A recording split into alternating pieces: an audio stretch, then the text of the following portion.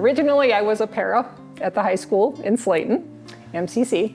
And while I was there, was encouraged by a couple of the math teachers to go back and get my math education license. I hadn't done any college yet, so I had all 4 years to do. And so I worked as a para and went to school and had kids and all of that. So I know what our candidates are going through and got my bachelor's degree and did get hired in my local district and worked there for 9 years as a teacher. During that time, I got my master's degree and started teaching concurrent enrollment classes. So I was teaching like Calculus 1 through SMSU for my students. And I was also hosting student teachers from time to time and things like that. And so an opportunity came up at SMSU. They needed someone to fill in half-time in math and half-time in education. They had a couple phased retirements going on. And so I was asked if I would consider doing that. And that sounded kind of cool. So I got a leave of absence from the district and they allowed me to do that for 2 years. So I went and did that. And then those positions opened. And so then I had a decision to make. It's like, do I want to go back to the high school? Do I want to try the college thing? And I decided to pursue the teacher education side of things. And because of that, had to also then pursue my doctorate in order to be a professor at the university. So I was finishing that up, and I was at SMSU for 16 years. During that time, did a little bit of everything. I was department chair for 5 years. I did accreditation. I did licensure and placement. Taught all kinds of things, a lot of different things. I taught a lot of technology classes. So enjoyed my time there. But then got to the time where I was looking at retirement, and they had some options for early retirement, so decided to do that. And as soon as I decided to do early retirement, a lot of the principals knew me from the placement and licensure work, and my phone started ringing, and all kinds of people need math teachers. And Mr. Hastings was one that I knew well. And so talked to him about maybe coming back and teaching math for a little while, and decided to do that here in Worthington. So that's how I ended up being retired and not retired. And so this is my 3rd year in Worthington. I plan on teaching 1 more year and then really retiring. So when I was at SMSU, they were an original partner in looking at the possibility of starting a partnership between SMSU and Minnesota West and ISD 518, so that people who were interested in becoming teachers would not have to leave Worthington and drive all the way to Marshall to attend school. And I was all over that because that was me, right? I was this working mom that had Marshall been any further, like even 10 more miles, it probably would not have been possible for me to make it all, juggle everything and make it work. And Worthington's certainly a lot further than that. So the opportunity to create something where the classes would be delivered either online or hybrid, and here in Worthington, they could take the first half at Minnesota West and then do the rest of the program here. 518 provides all the placements and the mentor teachers, and then any candidates who finish the program successfully are guaranteed an interview for any open positions in the district. It puts them at the head of the list.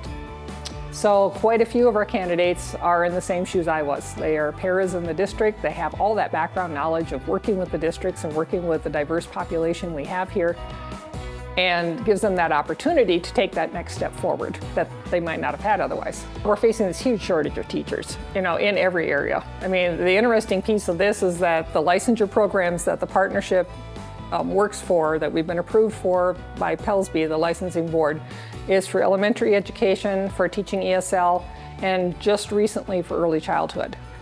And elementary used to be, there were a dozen elementary teachers for every open position, maybe more. And now we're just as short in that area as any other. And these are people who have worked with the kids. They know what it's like to be in the classroom. They know what they're getting in for. There's no big surprises here.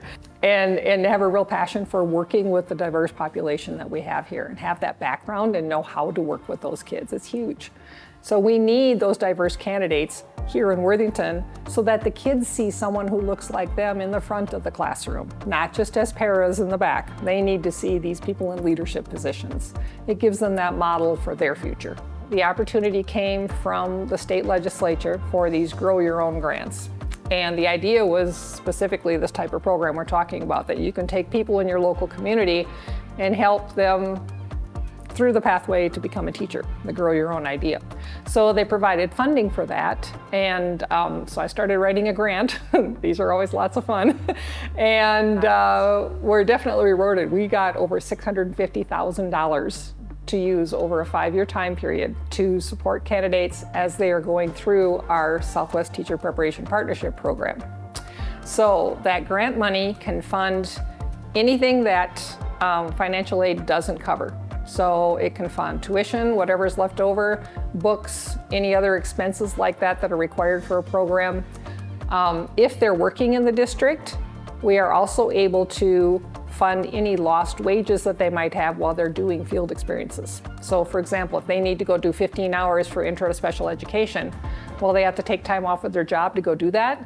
We've got it set up now so they just clock in for their field experience hours and clock back out and then go to their regular part of their job, and they are paid for those hours that they missed from working through the grant.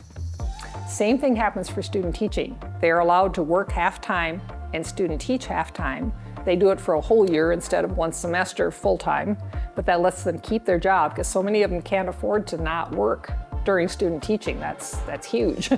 And so the grant actually pays that half a day of missing wages all the way through. So we are able to, whatever financial aid doesn't cover, there's no cost to the candidates as they go through this program. So we have 3 more years of that grant left, and we're really encouraging candidates, get out there, use this while we've got it. We don't know if that opportunity will still be here 3 years from now, if the legislature will renew that sort of thing or what will happen. So, but we've done a really great job of using that. I believe we spent over $100,000 just this year alone of that money to support our candidates with all the costs of going to college. I love seeing the attention that becoming a future teacher is gaining in the community. Sports are awesome, and I love the opportunity of sports for kids, but to put that kind of attention and spotlight on people who are pursuing those type of pathways, I think is really important. And it gives underclassmen that idea of oh, didn't know I could do that. Maybe this is something I could do too, or they start thinking about it. So I really like that we're starting to, really give that importance and that notoriety, recognition to the candidates who are considering doing that. It's an awesome profession. I guess, I've altogether been in it for over 30 years. So it's never the same from one day to the next. You have different students, you teach different topics within your content area. It's always changing. Every group of students has a different set of needs, but it's so nice. I love, now that I'm in my 3rd year here, being able to see kids that were freshmen and now they're in my Algebra 2 class, and watching them grow and seeing, where they're strong, where they still struggle, what can I do to help them, learning who's their brother or sister or cousin, things like that, just getting connected to the students. You can find a job pretty much anywhere. You write your own ticket now. There's so short of teachers. You go where you want to go. And I do think being a para or working in the district is an absolutely wonderful way to get that hands-on training that school can't teach you in the books. The more experience in the classroom you can get, the better. You just can't replace that.